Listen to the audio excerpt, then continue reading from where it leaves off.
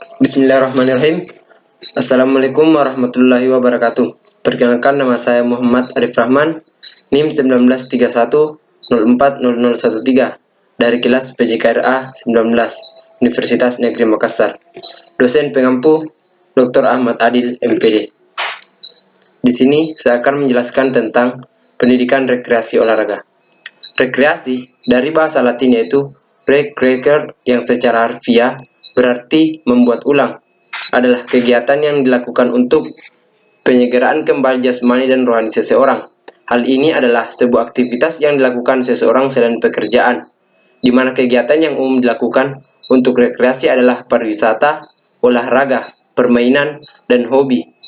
Kegiatan rekreasi umumnya dilakukan pada akhir pekan, di mana secara umum rekreasi dapat dibedakan dalam dua golongan besar, yaitu rekreasi pada tempat tertutup atau indoor recreation dan rekreasi di alam terbuka atau outdoor recreation. Kamus Webster mendefinisikan rekreasi sebagai sarana untuk menyegarkan kembali atau hiburan, di mana rekreasi dapat dinikmati, menyenangkan, dan bisa pula tanpa membutuhkan biaya. Rekreasi memulihkan kondisi tubuh dan pikiran, serta mengembalikan kesegaran. Rekreasi adalah kegiatan atau pengalaman sukarela yang dilakukan seseorang di waktu luangnya, yang memberikan kepuasan dan kenikmatan bagi diri pribadi. Meyer, Brickbill, dan Systems berdasarkan peninjauan secara terminologi keilmuan, rekreasi berasal dari dua kata dasar yaitu re dan kreasi, yang secara keseluruhan berarti kembali menggunakan daya pikir untuk mencapai kesenangan atau kepuasan melalui suatu kegiatan, di mana Kamus Webster mendefinisikan rekreasi sebagai sarana untuk menyegarkan kembali atau hiburan. Olahraga rekreasi adalah jenis kegiatan olahraga yang dilakukan pada waktu senggang atau waktu-waktu luang, di mana menurut Kusnadi, pengertian olahraga rekreasi adalah olahraga yang dilakukan untuk tujuan rekreasi. Menurut Haryono, olahraga rekreasi adalah kegiatan fisik yang dilakukan pada waktu senggang berdasarkan keinginan atau kehendak yang timbul karena memberi kepuasan atau kesenangan. Menurut Nurlan Kusmaidi, olahraga rekreasi adalah kegiatan olahraga yang ditujukan untuk rekreasi atau wisata. Menurut Aib Saifuddin, belajar aktif pendidikan jasmani dan kesehatan SMP Jakarta Galasindo, olahraga rekreasi adalah jenis kegiatan olahraga yang dilakukan pada waktu senggang atau waktu-waktu luang. Adapun tujuan rekreasi olahraga adalah mengisi waktu luang, pelepas lelah, kebosanan, dan kepenatan sebagai imbang subsisten activity atau kegiatan pengganti atau pelengkap, contoh pendidikan dan pekerjaan atau bekerja, sebagai pemenuh fungsi sosial untuk memperoleh kesegaran jasmani dengan olahraga yang menyenangkan, memperoleh kesenangan dengan cara berolahraga, memperkenalkan olahraga bahwa olahraga itu menyenangkan. Pendidikan rekreasi olahraga tersebut ada yang diawali dengan mengadakan perjalanan ke suatu tempat. Secara psikologi, banyak orang yang di lapangan yang merasa jenuh dengan adanya beberapa kesibukan dan masalah, sehingga mereka membutuhkan istirahat dari bekerja, tidur dengan nyaman, bersantai sehabis latihan, keseimbangan antara pengeluaran dan pendapatan, mempunyai teman bekerja yang baik, kebutuhan untuk hidup bebas, dan merasa aman dari risiko buruk. Melihat beberapa pernyataan di atas, maka rekreasi dapat disimpulkan sebagai suatu kegiatan yang dilakukan sebagai pengisi waktu. Menurut Ippendendorf, kegiatan rekreasi merupakan salah satu kegiatan yang dibutuhkan oleh setiap manusia, di mana kegiatan itu kegiatan waktu luang untuk satu atau beberapa tujuan, di antaranya untuk kesenangan, kepuasan, penyegaran sikap dan mental yang dapat memulihkan kekuatan baik fisik maupun mental. Banyak nilai yang dapat diperoleh dari rekreasi dengan menggunakan dasar persekutuan. Ketegangan dapat dilepaskan dan energi yang ada dapat digunakan dengan cara-cara yang berguna. Anak-anak dapat diajari bagaimana berolahraga dalam berbagai kegiatan sehingga kemampuan individu dapat dibangun dan ditingkatkan melalui rekreasi. Anak-anak perlu belajar berelasi dengan orang lain di arena bermain sebagaimana di dalam kelas atau rumah. Kreativitas dapat ditingkatkan dan dibangun dengan cara-cara baru untuk melakukan dapat diperkenalkan. Salah satu manfaat penting dari rekreasi adalah dalam pembentukan karakter atau sifat. Telah dikatakan bahwa anak-anak belajar melalui bermain, melalui suatu program rekreasi yang telah disusun. dan direncanakan dengan baik, di mana anak-anak dapat belajar untuk menikmati penggunaan waktu sebaik-baiknya. Tantangan pada pengajaran yang efektif dengan menggunakan latar alami amat tidak terbatas bagi para pemimpin dan para guru. Secara lebih spesifik, peranan rekreasi dalam kehidupan sosial dapat diklasifikasikan sebagai berikut. 1. Mengembangkan rasa menghargai dan mencintai lingkungan serta melestarikannya, mengembangkan pengertian dan kemampuan serta pemahaman akan pentingnya menjaga keseimbangan lingkungan dan menggunakan secara bijaksana. Mengunggah kesadaran manusia akan pentingnya membina hubungan timbal balik antara manusia dan lingkungannya, serta agar semakin mengenal sifat ataupun karakternya. Membantu mengembangkan secara positif tingkah laku serta hubungan sosial kepada individu. Membantu mengembangkan ilmu pengetahuan tentang praktek lingkungan yang sehat. Membantu membuat pelajaran di kelas agar menjadi lebih berarti melalui pengalaman langsung di lapangan. Membuka peluang membangun kerjasama antara masyarakat sekolah dengan organisasi pelayanan rekreasi, pada khususnya dan masyarakat pada umumnya. Menumbuhkan dan atau memperkuat rasa percaya diri dan harga diri yang merupakan pondasi yang kuat untuk menumbuhkan self-concept. Mempererat persaudaraan dan tumbuhnya saling mendukung di antara anggota sekelompok, menambah atau meningkatkan keterampilan dan koordinasi, menambah kesenangan pribadi serta rasa kebersamaan antara anggota kelompok, mendidik seseorang untuk dapat mengisi waktu luangnya dengan kegiatan positif dalam arti tidak merugikan dirinya sendiri, orang lain, atau lingkungannya, dan sebaliknya, mencegah munculnya kegiatan negatif seperti penggunaan narkoba, vandalisme, kegiatan destruktif, dan kegiatan negatif lainnya yang sejenis. Mengembangkan budaya hidup sehat, baik untuk pribadi maupun untuk orang lain dan atau lingkungan alamnya. Adapun sasaran rekreasi adalah sasaran rekreasi olahraga yaitu semua kalangan masyarakat. Olahraga sesuai dengan usia contoh mungkin dilakukan oleh anak usia dewasa, bukan dilakukan untuk anak kecil. Dan untuk anak kecil dapat disesuaikan dengan gerak yang dibutuhkan usia anak kecil. Yang pertama, rekreasi sosial. Permainan di dalam ruangan.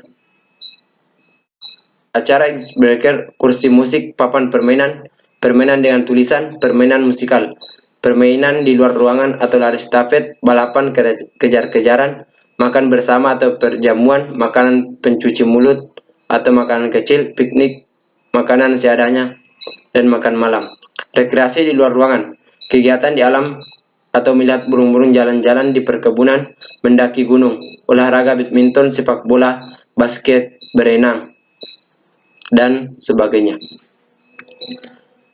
2. Rekreasi budaya dan kreatif, seperti drama, tebak kata, bercerita atau cerita lucu, literatur atau puisi, audiovisual, film atau TV, video, seni dan kerajinan, membuat gambar, kerajinan dari berbagai barang bekas, membuat tulisan kreatif, drama, musik, dan lain-lain, kegiatan permainan, olahraga, jalan-jalan, belajar, atau jalan-jalan di perkebunan dan museum.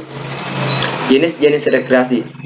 Rekreasi mencakup lebih dari sekedar permainan-permainan, meskipun peristiwa-peristiwa di udara terbuka seperti olahraga, berkemah, dan jalan lintas alam itu penting.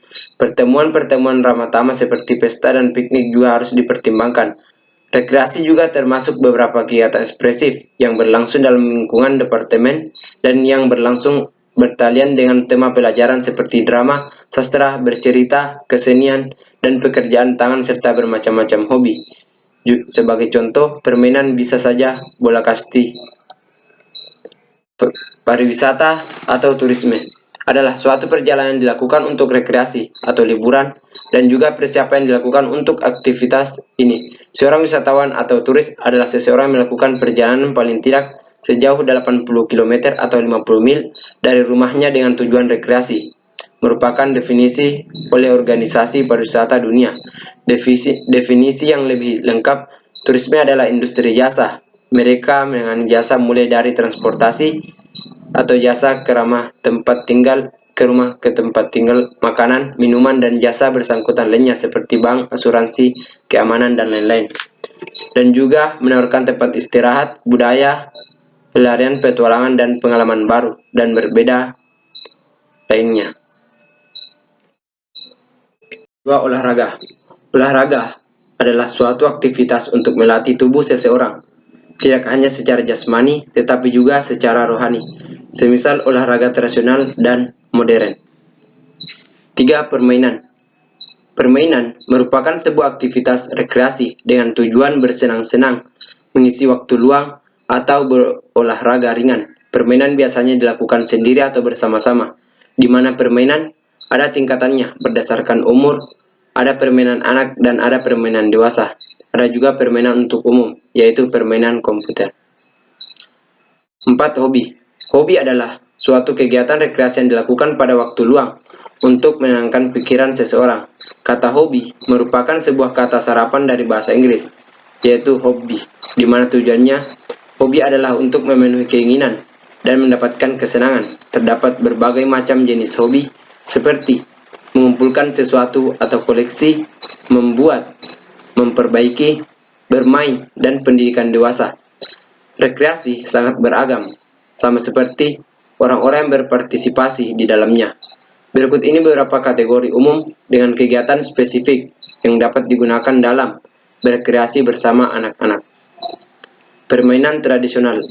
Permainan tradisional merupakan permainan yang telah dimainkan oleh anak-anak yang bersumber dari suatu daerah secara tradisi, yaitu permainan tersebut diwarisi dari generasi yang satu ke generasi berikutnya, di mana permainan tradisional di sekolah, permainan yang digunakan dalam pembelajaran pendidikan jasmani di sekolah dasar harus mengandung ranah kognitif, ranah efektif, ranah psikomotor, dan ranah jasmani. Agar anak menampilkan dan memperbaiki keterampilan jasmani, sosial, mental, dan moral, dan spiritual lewat fair play dan sportsmanship, atau bermain dengan jujur, sopan, dan berjiwa berolahragawan sejati.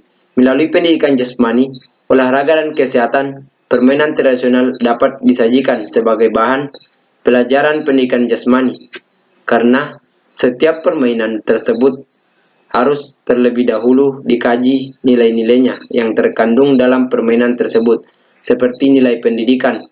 Dalam permainan tradisional juga memiliki unsur-unsur seperti sportivitas, kejujuran, kecermatan, kelincahan, ketepatan, menentukan langkah serta kemampuan bekerja sama dalam kelompok.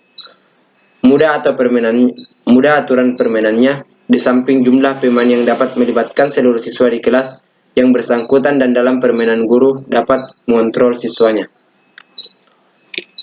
Adapun macam-macam permainan tradisional yang ada di sekolah dasar, yaitu permainan sepur-sepuran atau kereta api masuk terowongan. Jumlah pemain tidak terbatas, di mana alat yang digunakan tanpa alat, tempat di halaman atau di lapangan, di mana aturan permainannya, yaitu anak-anak dibariskan menjadi 3 saf, di mana saf pertama dan kedua berdiri di tengah memanjang lapangan dan berhadapan membentuk terowongan kereta api.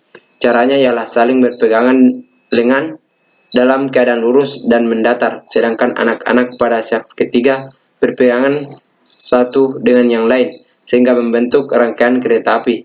Tugas rangkaian kereta api adalah lari kecil-kecilan sambil berbelok-belok dan akhirnya memasuki terowongan. Bila mana rangkaian kereta api telah dianggap cukup gerakannya, maka diadakan pergantian. Yang menjadi rangkaian kereta api mengganti salah satu yang semula menjadi saf terowongan. Demikian terus dilanjutkan sampai semua saf pernah menjadi kereta api. Selanjutnya, yaitu ular makan ekornya, di mana jumlah pemain tidak terbatas, alat yang digunakan juga tanpa alat, dan tempat, yaitu di halaman sekolah atau di lapangan. Aturan permainan. Anak-anak dibariskan menjadi 4 saf. Setiap saf terdiri dari 2 barisan putri dan 2 barisan putra, dan barisan berdiri paling belakang memegang perut orang yang ada di depannya. Yang berdiri paling depan berlaku sebagai kepala ular, sedangkan yang berdiri paling belakang sebagai ekor ular.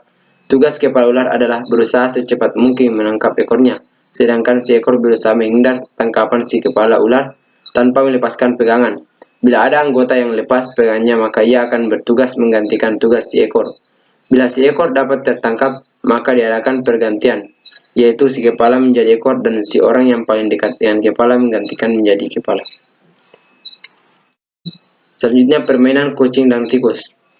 Anak-anak jadikan dua kelompok, di mana salah satu kelompok membuat lingkaran sambil berpegangan tangan, sedangkan kelompok yang lain menjadi tikusnya. Selanjutnya ditentukan salah satu orang untuk dijadikan kucingnya. Anak yang menjadi tikus berada di dalam lingkaran, sedangkan yang menjadi kucing berada di luar lingkaran.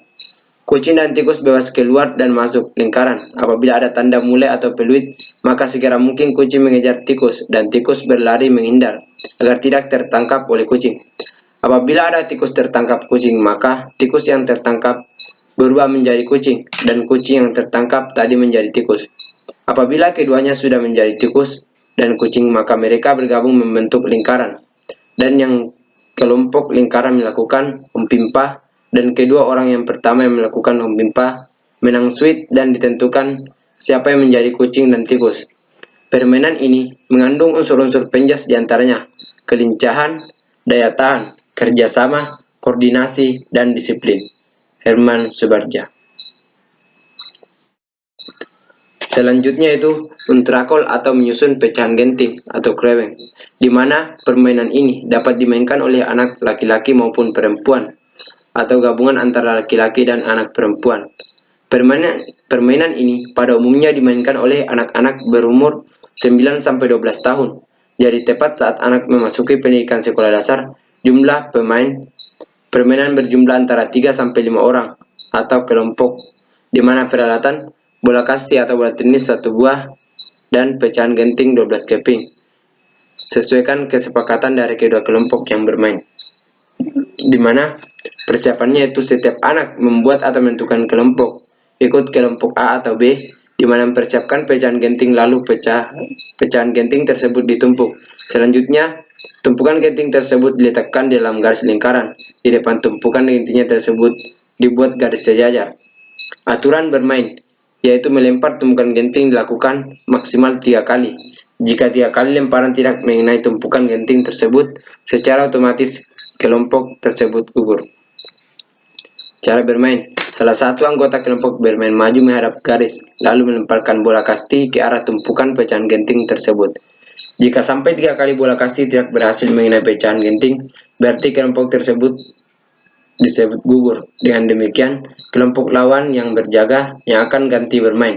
Sementara itu, kelompok lawan berjaga-jaga tidak jauh dari tumpukan genting. Akan tetapi, jika salah satu dari 3 kali lemparan tersebut mengenai sasaran, sehingga ada pecahan yang genting yang jatuh dari tumpukan, maka kelompok lawan secepatnya mengambil bola kasti tersebut dan berusaha membidik anggota sekelompok yang main.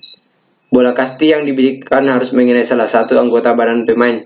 Sementara itu, kelompok yang main berusaha untuk menata atau menyusun kembali runtuhan pecahan genting yang telah dilempar sebelumnya. Jika salah satu anggota kelompok yang sedang bermain terkena lemparan, dia harus berhenti bermain dan anggota sekelompok main yang masih tersisa akan tetap melanjutkan permainan. Jika anggota kelompok main sudah gugur semua, sementara tumpukan pecahan genting belum tersusun seperti semula, maka kelompok tersebut langsung mati dan kelompok lawan yang berjaga berganti posisi menjadi kelompok yang main.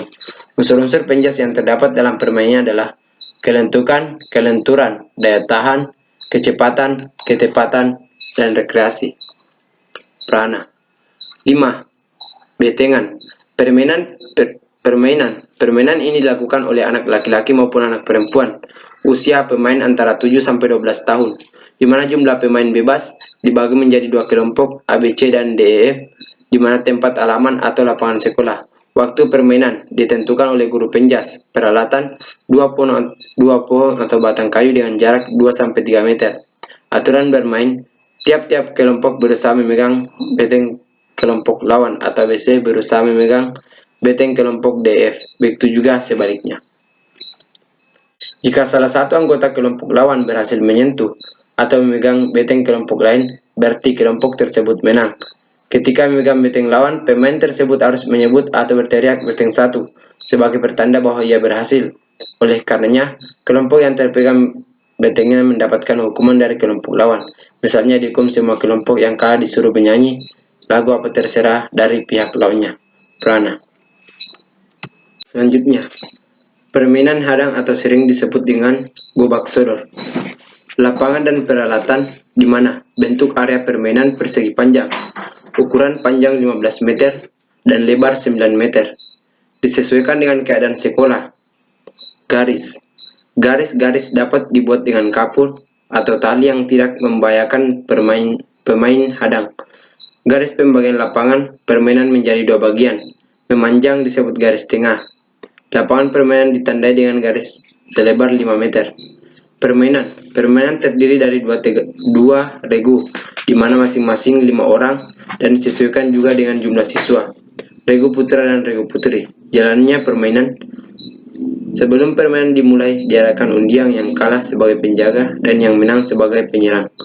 Regu penjaga menempati garisnya masing-masing dengan kedua kaki berada di atas garis, sedangkan regu penyerang siap untuk masuk. Permainan dimulai setelah ada tanda aba-aba atau peluit dari guru. Penyerang berusaha melewati garis depan dengan menghindari tangkapan atau sentuhan pihak penjaga. Penjaga berusaha menyentuh penyerangan dengan tangan dalam posisi kedua kaki berpijak di atas garis, atau salah satu kaki berpijak di atas garis, sedangkan kaki yang satu melayang. Apabila kedua kaki keluar dari garis, samping lapangan dan permainan disentuh oleh penjaga, maka dinyatakan salah atau mati. Setiap pemain yang telah berhasil melewati seluruh garis, dari garis depan sampai dengan garis belakang, dan garis belakang sampai dengan garis depan lagi, maka dilanjutkan dengan tukar posisi. Yang tadinya menjadi penyerang mengganti menjadi penjaga. Pemenang ditentukan berdasarkan jumlah nilai yang diperoleh selama permainan berlangsung. Permainan hadang atau gobak sodor ini sangat mudah untuk dimainkan dan mengandung unsur-unsur yang positif bagi pelakunya. Unsur-unsur itu diantaranya adalah ketangkasan, kekuatan, kelincahan, kerjasama, daya tahan, rekreasi yang dapat meningkatkan kesegaran jasmani. Somitro. Selanjutnya yaitu lompat tali, di mana umur pemain sekitar 8-13 tahun. Jumlah pemain tidak terbatas, baik dilakukan anak laki-laki maupun perempuan. Waktu pagi, siang hari. Tempat lapangan atau halaman, tempat yang datar. Aturan permainan, melompat dengan menggunakan tali, di mana cara bermain yaitu setiap siswa diberikan satu tali. Untuk satu siswa kurang lebih panjangnya 2 meter. Apabila tidak cukup, bisa dibuat beregu. Ujung tali pertama dipegang dengan tangan kanan dan ujung satunya dipegang oleh tangan kiri. Kemudian tali diputar di atas kepala dari depan ke belakang ataupun dari belakang ke depan. Pada saat tali menyentuh tanah atau lantai di depan, dan melompatlah dengan satu kaki dan turun dengan kaki lainnya. Pada saat memutar tali, tangan harus berada di samping luar dan tidak di atas pundak. Untuk pertama latihan lompatan dilakukan dengan gerakan sederhana, baru dapat meningkatkan kepada yang lebih kompleks, misalnya 2 putaran tali, 1 lompatan, dan sebagainya. Unsur-unsur penjas melatih keterampilan melompat, meloncat, dan koordinasi tangan dan kaki. Setoto Pejo Petro. Atau dapat dilakukan 2 orang di sisi kanan dan kiri memegang tali karet. Permainan yang harus meloncatinya. Tinggi karet mulai dari semata kaki, kemudian naik selutut, lalu sepaha, kemudian sepinggang. Pada ketinggian tersebut, setiap pemain harus mampu meloncatinya tanpa menyentuh tali karet. Selanjutnya adalah setinggi dada, dagu, telinga, ubun-ubun. Tangan yang diangkat ke atas tanpa berjinjit. Kemudian sambil berjinjit, pemain yang melewati ketinggian tersebut asalkan tidak menggunakan alat bantu. Bila pemain tidak berhasil melompati karet dan dengan benar, maka ia tukar posisi menjadi pemegang karet. Usna. Selanjutnya, jajangkungan. Permainan jangkungan dimainkan dengan sepasang tongkat atau galah yang terbuat dari kayu atau bambu. Tumpuan untuk pijakan kaki dibuat pada ketinggian 30-60 cm. Dari ujung bawah tongkat, beberapa orang pemain dapat serentak memainkannya bersama-sama. Permainan ini biasa digabungkan dengan jenis permainan lain, seperti adu lari atau sepak bola.